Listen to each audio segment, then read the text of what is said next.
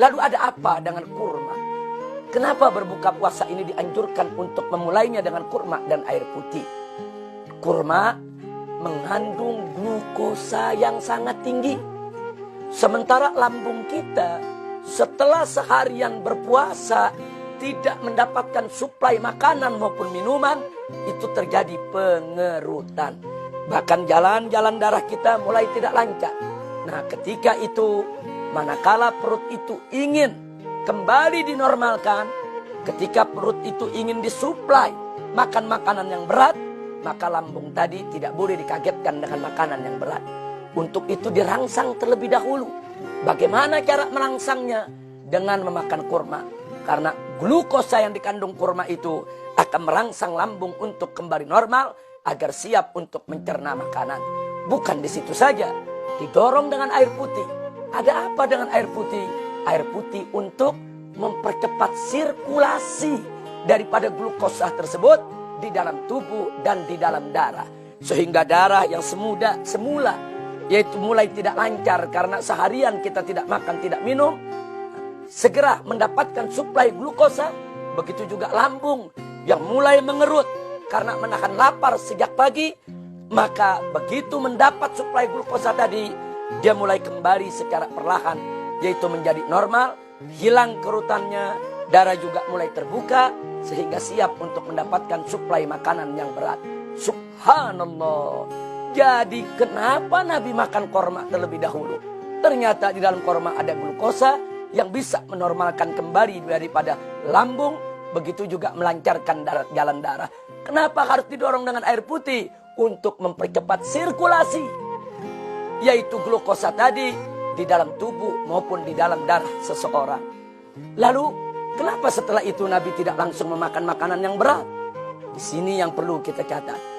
Setelah lambung tadi mendapatkan suplai glukosa yang dikandung oleh kurma, setelah air putih membantu percepatan sirkulasi, maka lambung dan seluruh jaringan tubuh kita membutuhkan beberapa saat agar kembali menjadi normal lagi.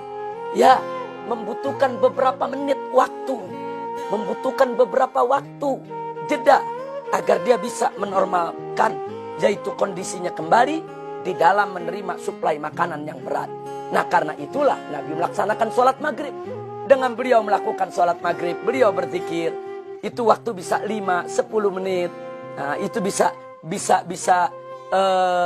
digunakan untuk melaksanakan sholat dengan zikirnya.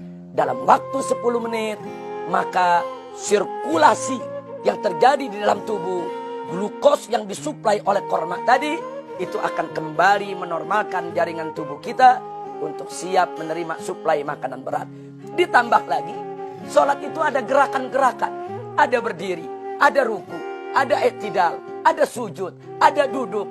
Yang gerakan-gerakan ini makin membantu sirkulasi glukosa tersebut agar lebih cepat memulihkan daripada lambung maupun organ-organ pencernaan yang lainnya. Subhanallah.